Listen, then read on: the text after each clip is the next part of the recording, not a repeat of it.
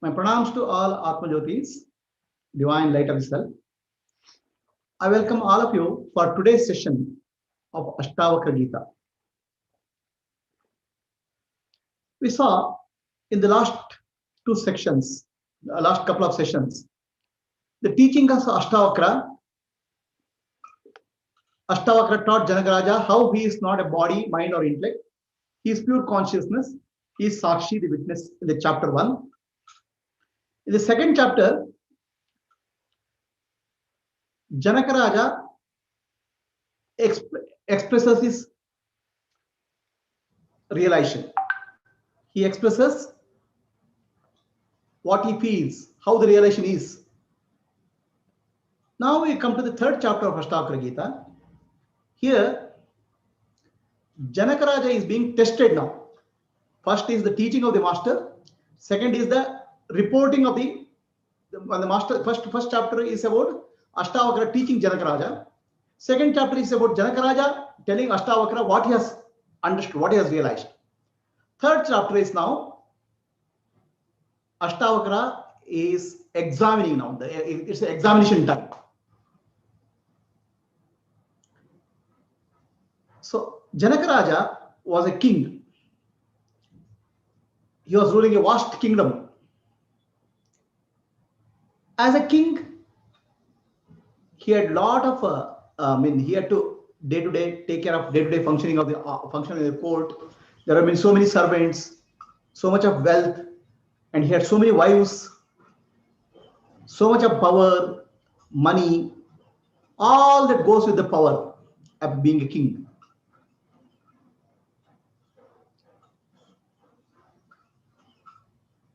And when he got enlightened, Janakaraja was an old guy. He must have been 60 plus or 70 when he got the teachings from Ashtavakra. So now Ashtavakra starts testing Janakaraja.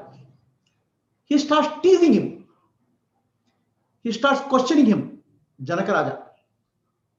So this is a beautiful, this is a wonderful section of Ashtavakra Gita, where the questions which are asked to test the enlightenment of Janakaraja by Ashtavakra are provided. So this is chapter 3, and chapter 4, Janakaraja will come back and defend his enlightenment. He will tell for the questions, for questioning by the sage Ashtavakra, Janakaraja will come back and tell his understanding, or he'll defend it. So it's a very interesting. Chapter 1 is about teaching of enlightenment. Chapter 2 is Janakaraja explaining what is his experience of enlightenment. Chapter 3 is Janakaraja being tested by Ashtavakra, his guru. And chapter 4, Janakaraja's answer to his guru's questions. So like that, it's like more like a schooling system. The teaching, the test, and the answer. So the questions which are asked by Ashtavakra, he says the self or Atmadnana is the highest wealth which anybody can get. There's no wealth greater than the self-knowledge, Atmadnana. Everywhere, all other wealth is not important. Ashtavakra is asking Janakaraja, how come you are still ruling the kingdom? How come you are still after the wealth? So after all, any wealth or money or position, power, we go after, because we want to get some happiness out of that. Self-realization gives the ultimate bliss or peace. Even after getting self-realization, why are you going after the wealth? Why are you still the king? Why there is an accumulation of wealth? A king, once he becomes a king, he has to take care of the kingdom. There will be taxes. There is a collection of money. So there is an accumulation of wealth also. Why are you interested in accumulation of wealth after knowing yourself? Ashtavakra is asking Janakaraja. He keeps on teasing Janakaraja. He keeps on testing Janakaraja. So when you go, when you go walk along the seashore, you see a silver somewhere, and you try to pick up the silver. You understand it's not silver; it's a seashell. In the moonlight, your seashell was appearing like silver. Before realization, I know all. Before realization, the world appears to be glittering like silver. The world appears to be very attractive. People go after the objects in the world. But after realization, you realize, after your enlightenment or realization, you realize the world is nothing but a silver shell. There's no silver there. There's nothing glittering. There is nothing which is attractive in the world. Every happiness in the world, whatever you consider as happiness, is not real happiness. It's temporary. Whenever you get some happiness in the world, that happiness itself causes misery later. So why are you people? Why are you going still? Why are you still going after the happiness in the world? You are a king. I can see you. I can see you going to the court. You are ruling. I can see you seeing the dancers coming into the court and dancing, and you enjoying. How come you are also still after the enjoyment of the world? Even after knowing that world is nothing but a appearance, not real. You have realized Aham Brahmasmi, I am Brahman, I am that. Once you realize I am that, the world is nothing actually. The world is nothing but just a wave in the ocean of consciousness. When you realize your consciousness, which is the ocean, wave is just a ripple in that ocean of consciousness. The world is nothing but a wave in the ocean of consciousness. Why are you running after the world? Why are you taking care of the kingdom? Why are you enjoying the experience of the world?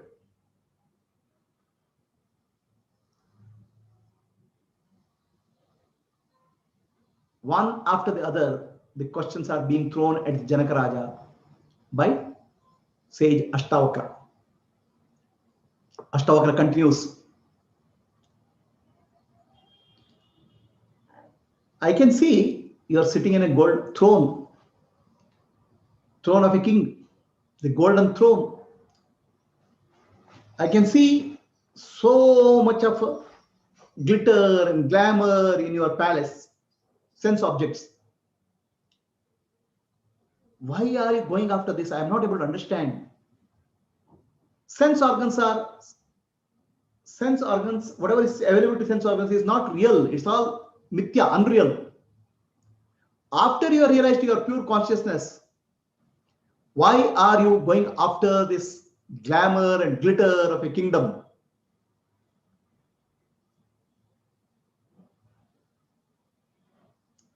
You only told me that you see self in all and all in self.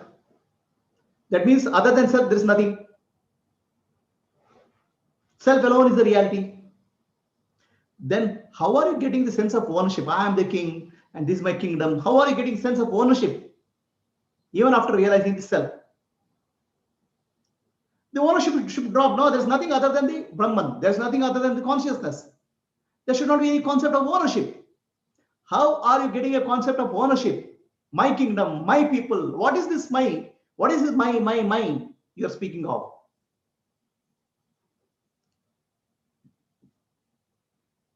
I can also see you are married. Of course, before enlightenment, you are married and you have so many queens.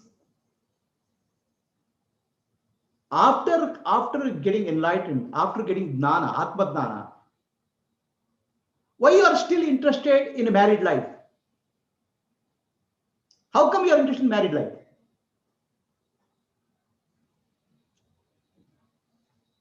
The self-knowledge, Atma Gnana, gives bliss and peace. Ultimate happiness. A person who is self-realized doesn't find anything worth worthy of happiness, worth anything which gives can give happiness as much as the bliss of the self. It's like you have drunk nectar. After drinking nectar, anybody is interested in drinking a cup of milk or alcohol? So why are you interested in married life? I can see so many queens are there for you. Forget about enlightenment. You are already old man. Enlightenment means you are interested in the marriage and family relationship. All those things should drop. But I can see you are old also. Even after old, becoming old, don't your desire for sense objects has not come down. What is the problem with you? Forget, I'm not speaking of enlightenment.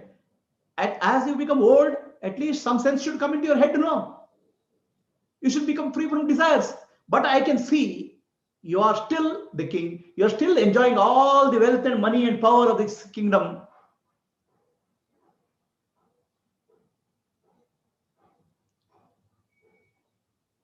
Once you realize the self, Atma-Dhyana, you know the self is eternal. Atma is birthless and deathless. Naturally, body attachment should drop. Attachment to the body, importance to the body should go. But I can see you getting treatment from doctors, getting massage from the masseurs. So much of what I'm saying is, and the people who come and do the makeup, they are doing makeup for you. Still, I can see you're giving so much importance to the body. What is this? I thought you are self-realized. So the self-realization should drop the desire and attachment to the body. But I can see still still doing all these things. So one question after the other question, Ashtavakra is teasing Janakaraja to see his realization.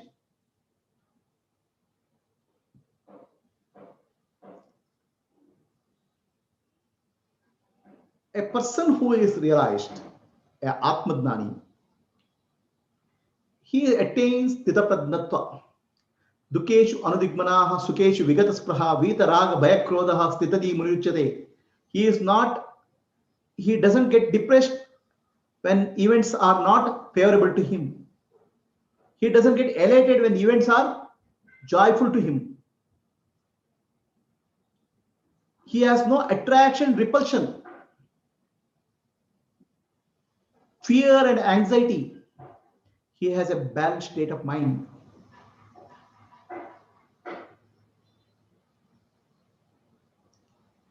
Such being the case, with such equanimity, how are you able to manage the kingdom? How are you able to become? How are you ruling this kingdom?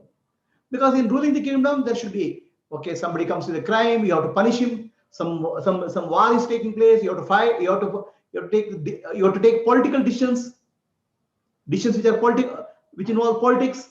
Decision involves giving a punishment to a thief. So many decisions you have to take. How are you able to do all these things?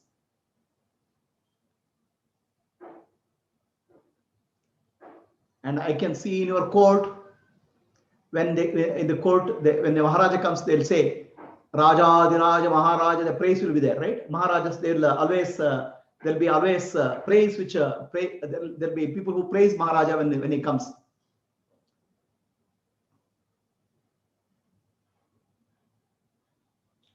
When you are not the body, when you are not the mind, when you are not the intellect, how come you are accepting the praise? A Jnani is equanimous for the praise and blame. A person can come and praise you or can come and blame you. Jnani is not affected. We have seen this in case of life of Sri Krishna. Sri Krishna was given, he was actually the Dharmaraya conducts Rajasuya Yaga, a big yaga. So Krishna is made the Adhyaksha. He has given the honor of being the honor of sitting, honor of accepting the Prasada, Yajna Prasadam first. He is called Adhyaksha. And in that Yajna, kings from all over India had participated. Many kings. It's a big sabha. So Krishna was praised by Dharmaraja. There are many people who made speeches in praising Sri Krishna. There was a person called Shishupala who kept on blaming Sri Krishna. He, in the whole open hall, open sabha, Shishupala kept on blaming Krishna. He kept on abusing Krishna.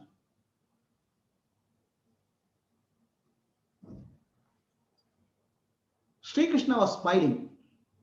People are praising him on one side.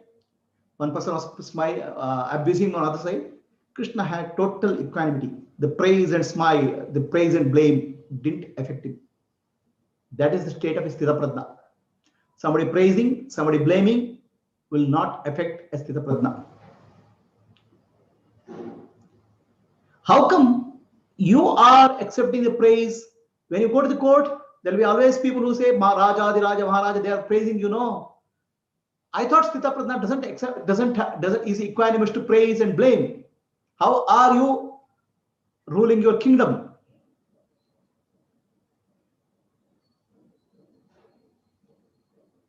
So these are the questions being thrown at Janaka Raja by Ashtavakra.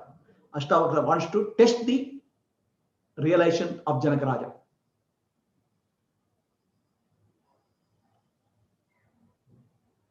And I know, and you know, a Gnani knows the world is an illusion. World is not real. Right? World is just an appearance. Like a snake appears in a rope. World is just an appearance. Gnani knows very well. Then there should not be any fear of death. Where should be the fear of death for Gnani? But I can see doctors taking care of you. And king has a doctor who will take care of any health condition of doctor. So why is there a fear of death for you?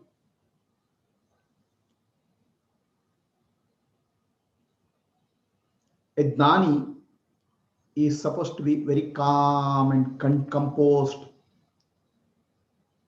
He is a balanced personality. He is contented and peaceful in any situation. For Gnani also, many times some failures can come. Failures can happen.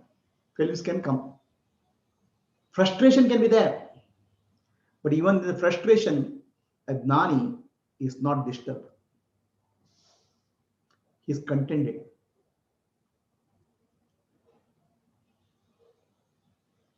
We can see in life of Sri Krishna, Mathura was attacked many times by Jarasandha, army of Jarasandha. Many times Jarasandha attacked Mathura where Krishna was living. Krishna tried to repel the attack. Finally, Sri Krishna decided he'll shift the capital from Mathura to Dwaraka. Capital is shifted. It's a major decision to shift a capital. But even when the war was happening, Sri Krishna was calm and peaceful. A Gnani is supposed to be contented even situations are frustrating.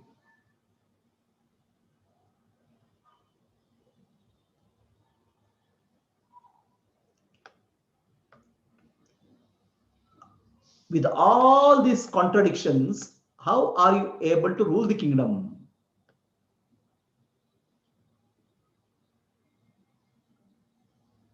The world is what you see, experience the world from a Gnani's point of view is not real at all. The appearances are not real. Appearances are like a rope, a snake in a rope. The snake is Atma, the self. The world of appearance is a rope. The rope is nothing but a Atma, the self. On that, the objects are superimposed like a snake. There's no substance for the snake. The snake is not real. Still, the object of the world is not real. When the objects of the world are not real, how do you make a decision in your life? Something is acceptable, something is not acceptable. A king has to make a lot of decisions in life. This is okay, this is not okay. How are you able to do this, all these things, when there is no substance in anything?